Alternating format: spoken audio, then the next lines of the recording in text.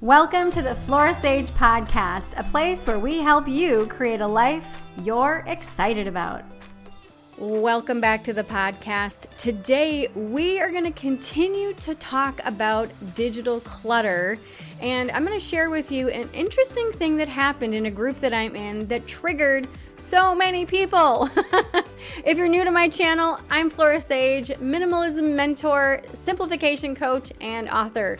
For over 25 years, I've been helping women like you align into a life and a business that you are wildly obsessed with by helping you clear the 9 types of clutter keeping you from a life that you love. What are those 9 types of clutter? They are mental, spiritual, emotional, digital, financial, daily, body, process, and environmental clutter.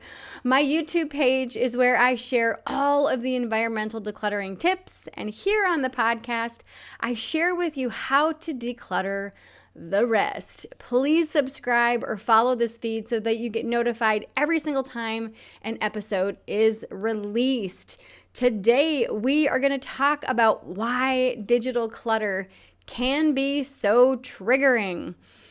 When you think of digital clutter, most people think of it as emails in your inbox, songs in your playlist, photos on your camera roll, apps, whether used or unused, contents inside your social accounts, like who you follow, what you watch. It's also screen time usage and your relationship with your digital devices. Last week's episode sparked a lot of debate and controversy. When my client shared with me her screen time usage and that she felt she was addicted to using her screens as a way to numb out of her anxiety issues, a whole lot of you told me what your thoughts were about this particular conclusion that she had for herself, which I thought was interesting. Again, as a result of this episode, a lot of people shared with me their screen times and how they felt about it. And these ranged anywhere from an hour a day up to 22 hours per day. I want to share with you a few of the comments that I got. Tanya wrote, I never looked at the screen time on my phone before. I just found out it was 22 hours and 10 minutes in the last 7 days. That's way too much. I truly long for a dumb phone, actually.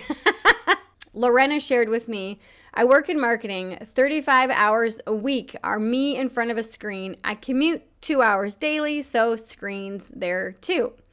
Digital decluttering means emptying emails, unsubscribing to newsletters, take down useless apps, and reduce pictures. Not being cornered into feeling guilty of our screen time. Terry wrote, I went on a retreat about 18 months ago and we didn't have our phones all weekend. It was amazing. When I came back, I decided to change my relationship with my phone. I added screen time limits to 30 minutes for all social media total, removed all notifications as these drag you back in, and my family know if they need me, they need to call. And number 3, removed work emails from my phone. It feels so good. My screen time last week was 1 hour and 1 minute per day. The week before, 2 hours and 28 minutes. I have huge variance, which depends on what's going on and if I'm away from home. I feel so much better changing my relationship with my phone. Kilpana wrote, my daily is about 2 hours and 35 minutes. I have most notifications off. Also at work, I don't have time to browse except at lunchtime, which is about 10 to 15 minutes of browsing sometimes, even less if I go for a walk at lunch. I put my timer on my watch and do other things, so the phone is usually charging somewhere. Those were just some of the comments that I received after last week's podcast episode. And it's so interesting, the conversations around digital clutter and what is and isn't right for everyone. If you are triggered by this topic of screen time usage, there is something there for you to look at. I've been preaching and teaching this for a long time. If something myself or someone else does or says that triggers you, that means there's something there for you to look at and unpack. Look at the season of life that you're in right now. What are your priorities and obligations during this time in your life? What is the vision you have for your life? What are your ambitions? What do you want to do? And what do you want to experience in your life? Is your device helping you to achieve these ambitions? Or is your device usage hindering it? Only you can be the judge of that. I want to go back to one of the comments that someone shared, and she said, I work in marketing. 35 hours a week are me in front of a screen. I commute 2 hours a day, so screens there too. So right there, she's just sharing, I work in marketing. These are my stats. Then she goes on to say, her definition of digital clutter means emptying emails, unsubscribing to newsletters, taking down useless apps, and reducing pictures. Then she said something that's interesting. Not being cornered into feeling guilty of our screen time. I find it interesting that she said not being cornered into feeling guilty of our screen time. While sharing her personal reflection of her screen time, she interjected some very oddly specific languages of, again, cornered into feeling guilty with the amount of time she spent on her device. So I'm very curious if someone in her life has discussed her screen time usage with her and if that language was used. So I bring this up very specifically. Pay attention to your inner dialogue that comes in for you around your screen time usage and all of the emotions that it brings up for you. If you feel neutral or happy about your own personal usage, don't change a thing. Who cares what anybody else's time is? If you feel neutral and happy about it and it's not hindering your ability to achieve your ambitions and the goals that you have in life, who cares how long you spend on it? That's it. Who cares?